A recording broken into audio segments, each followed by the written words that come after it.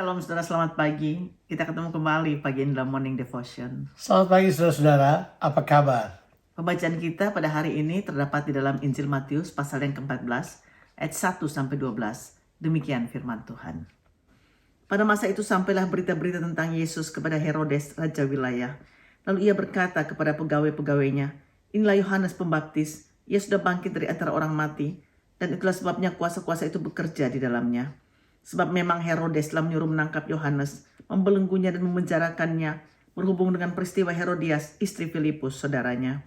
Karena Yohanes pernah menegurnya, katanya, 'Tidak halal engkau mengambil Herodias.' Herodes ingin membunuhnya, tapi ia takut akan orang banyak yang memandang Yohanes sebagai nabi. Tapi pada hari ulang tahun Herodes, menarilah anak perempuan Herodias di tengah-tengah mereka, dan menyukakan hati Herodes. Sehingga Herodes bersumpah akan memberikan kepadanya apa saja yang dimintanya. Maka setelah dihasut oleh ibunya, anak perempuan itu berkata, 'Berikanlah aku di sini kepala Yohanes Pembaptis di sebuah talam.'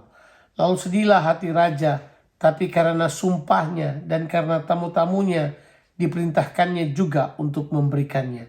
Disuruhnya memenggal kepala Yohanes di penjara, dan kepala Yohanes itu pun dibawa orang di sebuah talam, lalu diberikan kepada gadis itu, dan ia membawanya kepada ibunya. Kemudian datanglah murid-murid Yohanes Pembaptis mengambil mayatnya dan menguburkannya. Lalu pergilah mereka memberitahukannya kepada Yesus. Saudaraku, kita sudah membahas kemarin bagaimana orang-orang yang menolak Tuhan Yesus adalah orang-orang yang memiliki hati yang jahat, yang menolak kebenaran. Ya, hati mereka adalah hati yang tidak percaya. Ya, tentunya kita tahu bagaimana narasi Matius ini ingin membuat perbandingan yang sangat tajam antara kehidupan Yohanes Pembaptis dan kehidupan Herodes. Yohanes adalah seorang yang menunjukkan keberaniannya untuk hidup dan menyatakan kebenaran. Kebenaran daripada Yohanes Pembaptis ini terlihat bagaimana dia tegur Herodes karena perselingkuhannya dengan Herodias, yang adalah ipar daripada Herodes sendiri. Yohanes Pembaptis, saudaraku, berani karena kebenaran. Sedangkan Herodes adalah seorang penakut karena selalu merasa terancam oleh kebenaran. Dia takut kepada pandangan orang banyak. Nah saudara, kalau saudara perhatikan narasi yang dibangun oleh Matius, coba saudara lihat. Pasal 14 ayat yang pertama ini dimulai dengan statement ini, bahwa berita-berita tentang Yesus, berita tentang perbuatan mujizatnya, berita tentang pengajarannya, itu sampai kepada Herodes. Dia adalah raja wilayah pada waktu itu. Dan kemudian Herodes berkata, "Inikah Yohanes Pembaptis yang sudah aku bunuh? Apakah dia bangkit dari antara orang mati?" Menunjukkan bahwa dia sangat kaget ada sebuah persamaan pelayanan yang ditunjukkan oleh Yesus dengan pelayanan Yohanes. Karena memang benar, Yohanes merupakan pendahulu dari Yesus, sama-sama memberitakan kerajaan Allah. Di sini kita melihat bahwa Matius mencoba menyodorkan bahwa, hey, ini contoh orang yang memiliki hati yang baik. Hati yang baik itu adalah Yohanes Pembaptis. Sedangkan Herodes adalah contoh dari hati yang jahat, yang menjadi hati yang tidak percaya, yang menolak sebenarnya pemerintahan Kristus, menolak Yesus yang akan datang. Jadi dia terancam dengan berita-berita dan apa yang Yesus kerjakan pada waktu itu. Saudaraku, kita bisa melihat bagaimana ketidakpercayaan menuntun kepada ketakutan. Itu terlihat tentunya dalam kehidupan Herodes. Herodes ketakutan kehilangan kenikmatan duniawi yang dia miliki. Untuk itu dia meminta untuk membunuh Yohanes Pembaptis. Herodes ketakutan kehilangan kekuasaannya, sehingga orang-orang yang berani karena kebenaran seperti Yohanes Pembaptis atau Tuhan Yesus Kristus sendiri adalah ancaman bagi kekuasaan dan juga bagi tahtanya.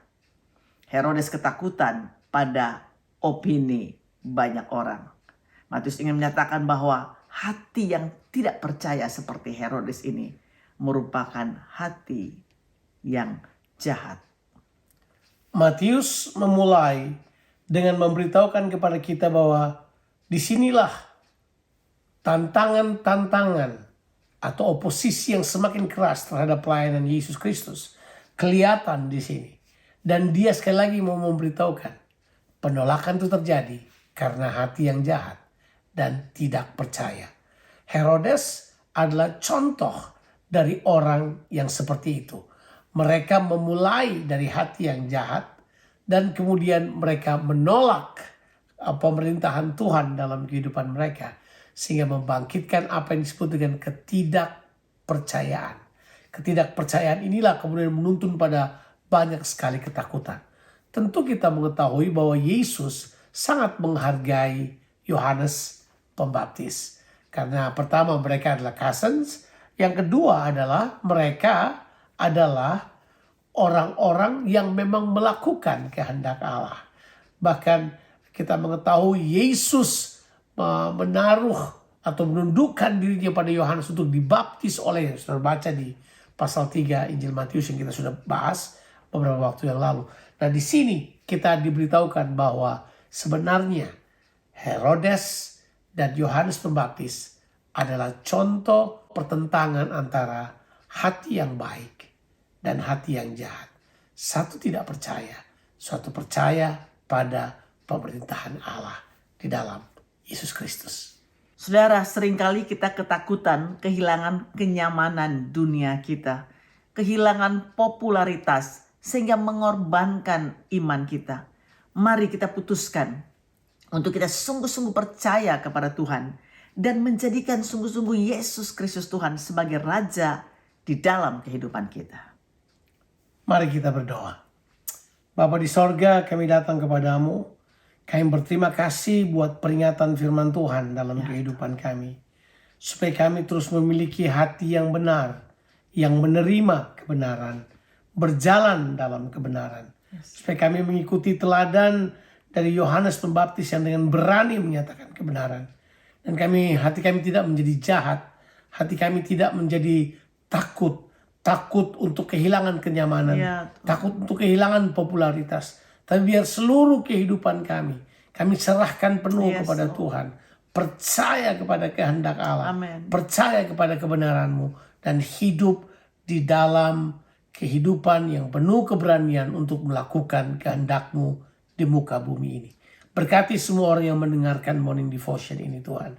Dalam nama Tuhan Yesus Kristus kami berdoa. Amin. Saudara, selamat memasuki hari yang baru yang Tuhan berikan. Tuhan Yesus memberkati saudara sekalian. Amin.